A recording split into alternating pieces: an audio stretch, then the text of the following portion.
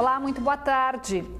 Na próxima segunda-feira, dia 27, a tragédia na Boate Kiss, em Santa Maria, completa um ano. O incêndio que matou 242 pessoas ganhou repercussão internacional e mobilizou todo o país com relação à prevenção de acidentes como esse em locais fechados. Aqui em Manaus foram várias fiscalizações e estabelecimentos também foram interditados. Mas um ano depois, a regularização desses espaços ainda é um desafio para as autoridades. Esta boate foi um dos estabelecimentos autuados, multados e lacrados durante a operação de fiscalização da Prefeitura às casas noturnas em Manaus no início do ano passado, logo após a tragédia na Boate Kiss, em Santa Maria, que matou 242 pessoas. Pouco tempo depois, o proprietário conseguiu reabrir as portas, assinando um termo de ajustamento de conduta em que se comprometeu a se adequar a todas as exigências estabelecidas pela Prefeitura e bombeiros. Hoje, o local funciona com um alvará provisório, mas ainda precisa colocar o habite-se em dia e executar o projeto para a construção de uma estação de tratamento de efluentes. Nesse ano de 2013, nós regularizamos as documentações pendentes que a casa estava precisando regularizar. E agora estamos já nos trâmites finais do habite-se. O que eles pediram foi essa questão da ETE, fazer uma estação de tratamento dessa água que nós usávamos.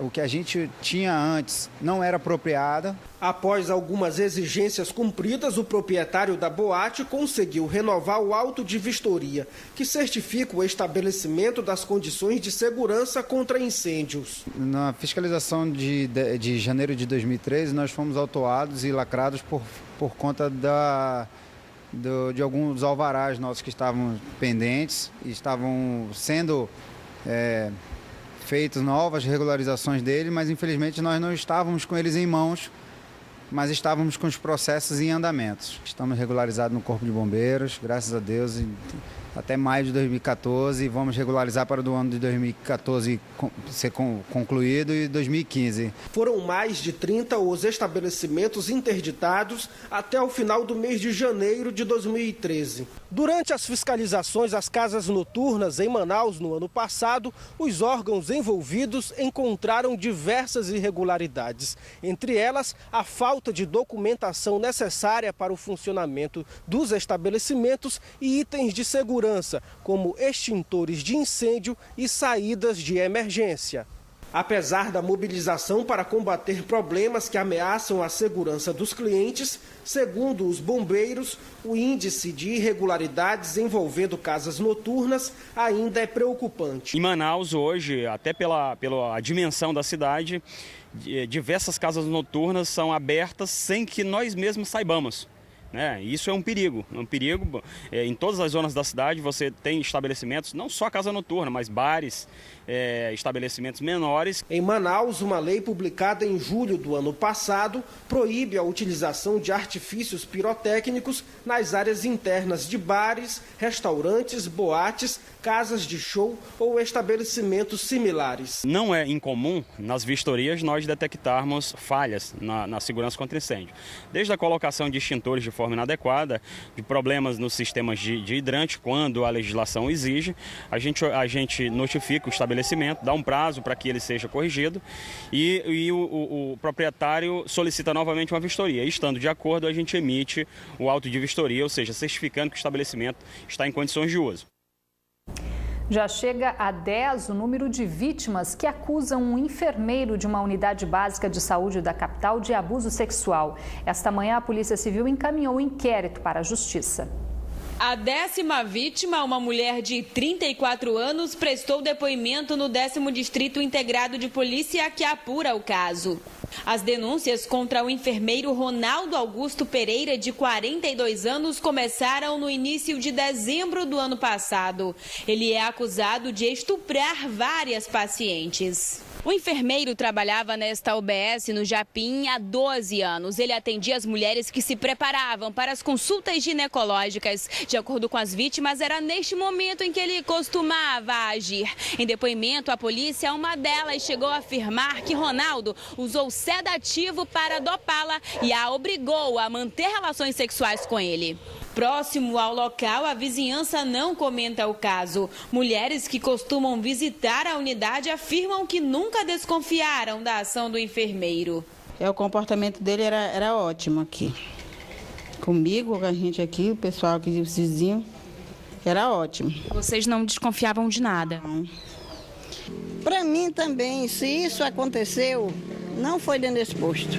A ex-diretora da unidade onde aconteceram os crimes também pode ser indiciada. De acordo com as denúncias, ela sabia do suposto crime e mesmo assim não tomou as devidas providências.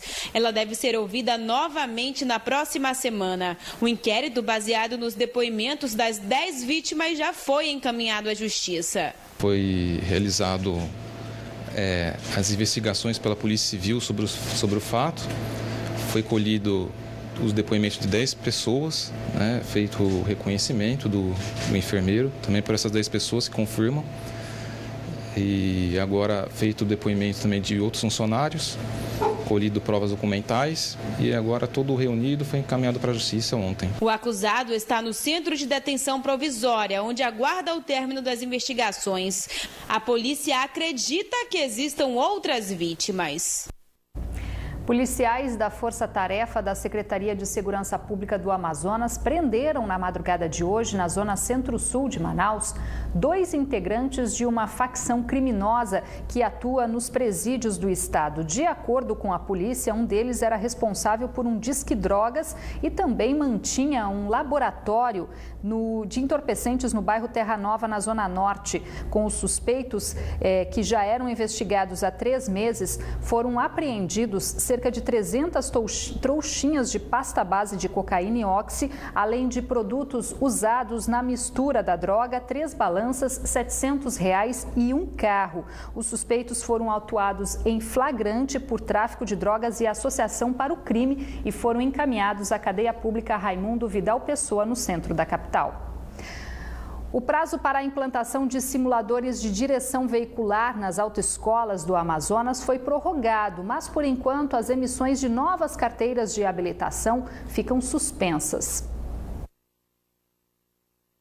A prorrogação em 1 ano para a implantação dos simuladores atende a um pedido do Sindicato dos Centros de Formação de Condutores do Estado do Amazonas, que entrou com uma ação no Ministério Público Federal, alegando a falta de equipamentos no mercado. No entanto, o Registro Nacional de Carteiras de Habilitação ainda não liberou o sistema para que os alunos possam dar continuidade ao processo de habilitação sem o uso do equipamento, que deveria ser obrigatório antes das aulas práticas.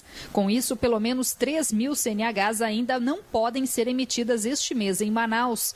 Agora, o sindicato que representa as autoescolas no estado se mobiliza para que seja movida uma ação nacional contra a obrigatoriedade dos simuladores. Nenhuma das 36 autoescolas credenciadas no Amazonas ainda tem o simulador disponível para os alunos.